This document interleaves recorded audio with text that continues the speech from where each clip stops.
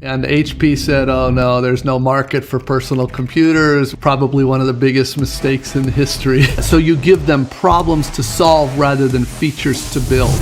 Amazon had the best leader in our industry. And in fact, I was a guy at eBay pushing to acquire PayPal. Whoa. But like Bezos says, we need people to think like owners, not like employees. How do you turn them into an owner? Spotify, it's really about great engineers. No. This is incredibly important. He's partner at Silicon Valley Product Group. He held executive product positions at eBay, Netscape, Continuous, and HP, startups and Fortune 500 companies, responsible for business strategy, product strategy, and many others. He's also an author of 2 books, and I'm really excited to have him on. What were some of the most interesting projects you were working on during that time at HP? I remember reading Steve Jobs' biography, and he pretty much said exactly what you said about HP at the time. It was actually his co-founder, Wozniak, that was also at HP during that same time, actually. And there's all kinds of crazy stories because Wozniak actually proposed to HP that they build the first, what became the Apple I. And HP said, oh no, there's no market for personal computers. We do things for scientists and stuff like that. So probably one of the biggest mistakes in the history of the industry. Since those days, that was really the peak of HP. But since then, they split off all the instrument divisions, which was really half the company, people doing medical instruments and measurement instruments, which was also, I thought, a lot of the most interesting parts of the company. And then, of course, they brought in a bunch of leaders out of sort of the MBA style of leadership, and they ended up selling off most of the company. And it's just a shell of what it once was, unfortunately. What do you think happened on leadership level? Do you think they should have had engineers in the leadership? Well, short answer is yes. For I don't even know how many, but more than 50 years. So certainly Dave Packard and Bill Hewlett, the co-founders, were engineers. And they had a series of very successful CEOs that had all come from an engineering background. And then, but most of them had also spent time in sales and other parts of the company. So they were very well-rounded. But then the board unfortunately decided that marketing was now going to be the most important thing.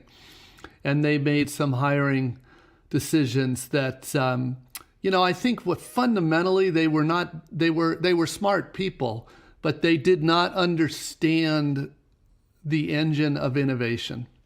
They did not understand what a technology product company was really about. Do you feel like nowadays there are companies that are going through a similar issue? They're making these fundamental mistakes, stepping away from their engineering background, going into a marketing background, That's always been true forever, and it probably always will be true. There are companies that understand this and thrive. Amazon is a great example. Google, to be honest, one of the most interesting and informative examples is actually Microsoft.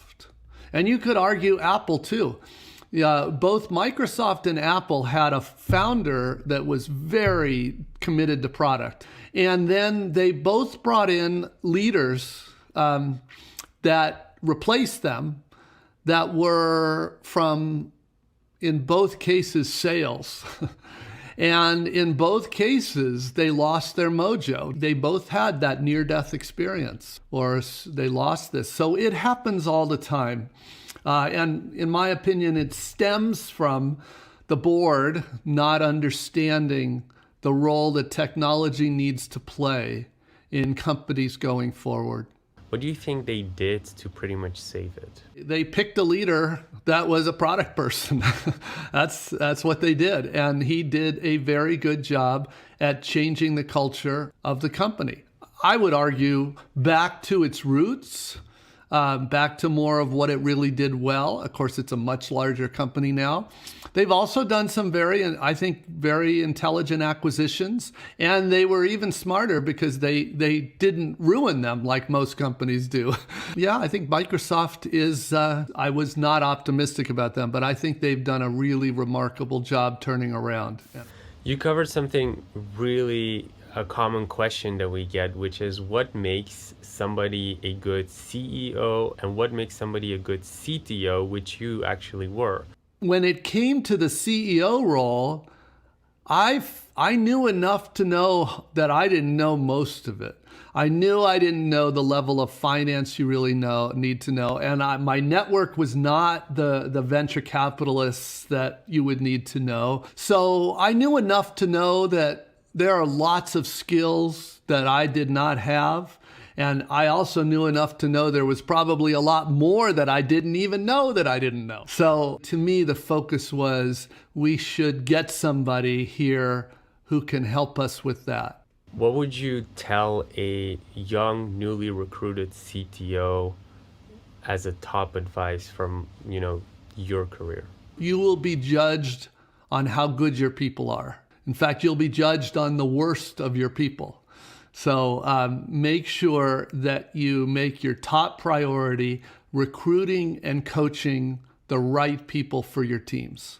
I'm far from the only person who thinks that. Jeff Bezos has said multiple years that the single most important thing Amazon does well is recruit the right people. Bill Campbell, who was known as the coach of Silicon Valley and literally coached Jeff Bezos, says, you cannot be a good manager without being a good coach. In most companies, unfortunately, the engineers are there to code what some executive tells them to code. That's what they're there for. In startups, it's usually some startup founder that says, this is what I want.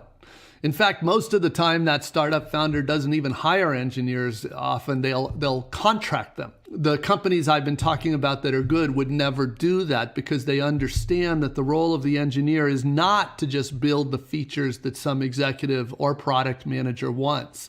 They understand their job is to solve hard problems. And an empowered engineer is able to figure out the best way to solve that problem. They know the technology better than anybody because they're working with the enabling technology every day. And as long as you provide them access to customers and access to real problems, they are the best, most consistent source of coming up with the truly innovative solutions. I want to be honest, this is a problem even in some companies in San Francisco, literally. But I find this especially common in Europe where the mindset is a lot of people just think of themselves as an employee, not an owner. Now, of course, Bezos also says the easiest way to make sure your people feel like owners is to make them an owner. Give them stock, give them equity. And as you probably know, many startups, most startups in my experience in Europe, don't do that. But it is really critical that your people, especially your engineers, not think of themselves as an employee. Another way this is done is profit sharing, where a percentage of the profits of the company are distributed to the employees. And normally, because what you want to do, and the main advantage of stock over profit sharing is you want to give people a reason to stay. Really, the first company that defined the internet era IPO was Netscape. Now, one of the things that had huge implications was in the Microsoft era, we would focus on these big bang products where we would work for a year and test the hell out of it and then release a product. In the internet era, we realized that was not only was that not very good, but we had an alternative now. We could release much smaller increments much more frequently, and we could collect analytics on all of it. I mean, we didn't call it cloud computing back then. That was pre-term, but that's what was happening. We had services running in the cloud and that everybody was using. We were getting thousands and quickly millions of users almost instantly. And other things we learned was handling very rapid growth. It was the first, it certainly wasn't the last company to grow like crazy. And what you need to do to handle recruiting of that many people, what you need to do to coach and develop that many people. It's not that hard to have a startup doing one product that makes sense. It's hard to have 100 product teams working on different elements of that product and have it all make sense. So these were whole dimensions of things we learned as well. It was a very intense ride. And when Microsoft decided to get serious about competing with Netscape, and then they decided to do it by making their product free, that made it really high pressure because Microsoft had so much money and so many people, and they could afford to give it away for free. We couldn't afford to give it away for free because that was our revenue. But very quickly, that $1 billion of revenue disappeared because Microsoft gave it the alternative away for free. So you were the first head of product and design for eBay. Yes, but at the time it was pretty small, so they had engineers. They didn't really have that's why I joined, was they wanted to build up their product management and user experience designs competencies for their organization. So to be honest, almost the main thing I did there was recruit. What do you think about eBay if you compare it to your days to eBay now? It's now 20 years later. Although a friend of mine who was there when I was there, Jamie Iannone, is now the CEO of eBay, which I think is a good thing. So I'm hoping that you have to realize when I was there, or when the early eBay was twice the size of Amazon. Today, Amazon is 100 times the size of eBay?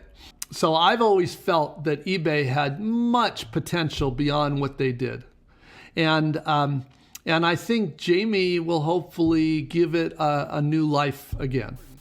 But the hardest thing for most new managers is to realize that their product is no longer their product. Their product is now these people. It's their team. And so it requires a very significant change in how they spend their time and how they work, especially if they want to be a good manager and not a micromanager. So first of all, I would separate the value of an MBA from the skills you learn in MBA programs. Those programs almost never teach the things that we need to coach leaders on in product and technology and design leadership roles. It's really not about the academic side. I am looking for people that are very hungry to learn everything. They want to learn about everything and they want to apply what they learn and solve problems for customers. I'm looking for that. I do think academically there are 3 classes that are useful.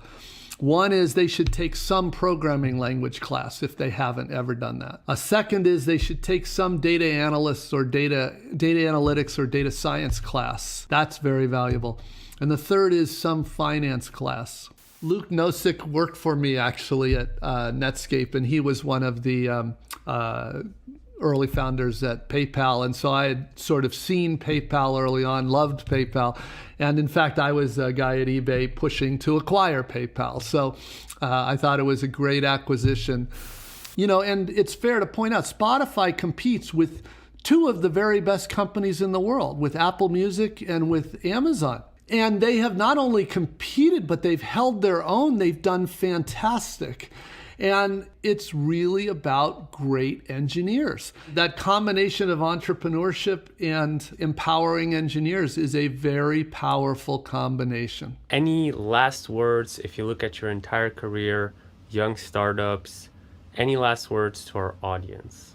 You have to love technology and love products, but if you do, is definitely a great career. And I think it's a better time than ever to get involved in it. So it's a terrific time to start a company. There have never been more people in the world connected online than there is today. So the market is bigger than ever before. There has never been as many enabling technologies. The infrastructure required to start a company has never been so available, accessible, and inexpensive. Those are some pretty good ingredients for a company. What it requires is a team that knows what they're doing, that has some worthy goal, some problem that they really want to solve, some way they want to make the world better. And like I said, the skills that know how to tackle that. I love that. And I wish you the best of luck.